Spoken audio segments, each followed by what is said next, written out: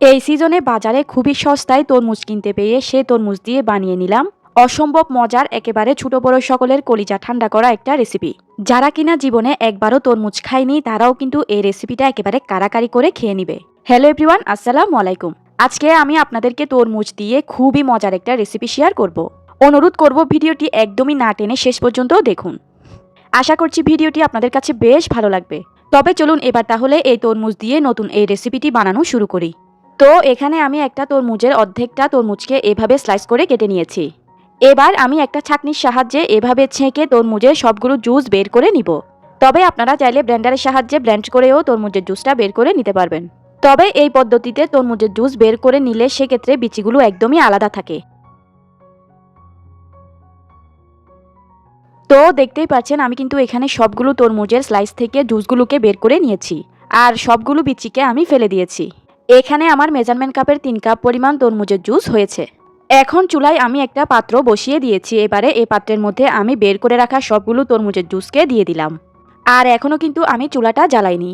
যেহেতু আজকের আমার তরমুজটা বেশি মিষ্টি ছিল না, তাই এখানে আমি এই পর্যায়ে 1/4 কাপ পরিমাণ চিনি দিয়ে দিচ্ছি। তবে আপনাদের তরমুজটা যদি মিষ্টি থাকে সেক্ষেত্রে চিনির পরিমাণটা আরও অনেক কম দিতে হবে। এরপর এখানে আমি দিয়ে দিচ্ছি 2 টেবিল চামচ পরিমাণ কর্নফ্লাওয়ার। এই পর্যায়ে কিন্তু অবশ্যই এই কর্নফ্লাওয়ারটা দিতে হবে। এবারে চুলা বন্ধ থাকা অবস্থাতেই আমি এই কর্নফ্লাওয়ারটাকে তরমুজের জুসের সাথে খুব ভালো করে মিশিয়ে নিব। তো আমি কর্নফ্লাওয়ারটাকে তরমুজের জুসের সাথে ভালোভাবে মিশিয়ে নিয়েছি। এবার আমি চুলাটা ধরিয়ে দিলাম।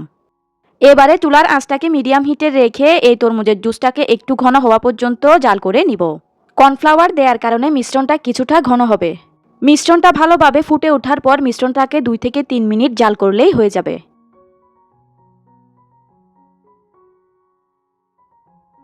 তো মিশ্রণটা ফুটে ওঠার পর আমি মিশ্রণটাকে আর 2 থেকে 3 মিনিটের মতো একটু জাল করে নিয়েছি।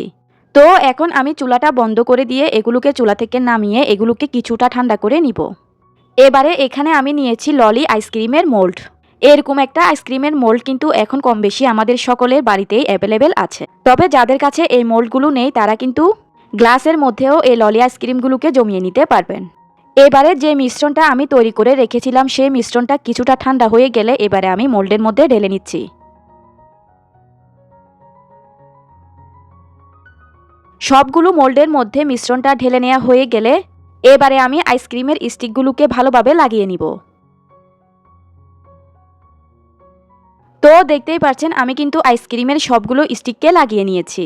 এবারে এই ললি আইসক্রিমগুলোকে আমি এই অবস্থায় ডিপ ফ্রিজে রেখে দিব 8 থেকে 9 ঘন্টার জন্য। সব থেকে ভালো হয় যদি সারা রাতের জন্য এগুলোকে ডিপ ফ্রিজে রাখা যায়। তো আমি সারা রাতের জন্য ললি আইসক্রিমগুলোকে ডিপ ফ্রিজে রেখে দিয়েছিলাম। পরদিন সকালে আমি ডিপ ফ্রিজ থেকে বের করে নিলাম। ডিপ ফ্রিজ থেকে সাথে সাথে বের করে কিন্তু এই ললিগুলোকে মোল্ড আউট করা যাবে না। এগুলোকে নর্মাল তাপমাত্রায় রেখে দিতে হবে 2 থেকে 3 মিনিটের জন্য। কিছুক্ষণ নর্মাল তাপমাত্রায় রেখে দিলে দেখা যাবে একটু চাপ দিলেই আইসক্রিমগুলো কত সহজে মোল্ড আউট হয়ে যাবে। তো দেখতেই পাচ্ছেন আমি কিন্তু একটা ললি আইসক্রিম মোল্ড আউট করে নিয়েছি। দেখতেই পাচ্ছেন তরমুজের এই ললি আইসক্রিমগুলো দেখতে কিন্তু মাশাআল্লাহ অনেক বেশি সুন্দর হয়েছে, আর খেতেও কিন্তু অসম্ভব মজার এই ললি আইসক্রিম। এবার আমি আরও একটা ললি আইসক্রিমও মোল্ড আউট করে নিচ্ছি। বাচ্চারা তো অনেক বেশি পছন্দ করবে এরকম তরমুজের কালারফুল ললি আইসক্রিম। আমি তো বলবো বাচ্চা থেকে বড় সকলেই কিন্তু এই আইসক্রিমটার জন্য একেবারে পাগল হয়ে যাবে।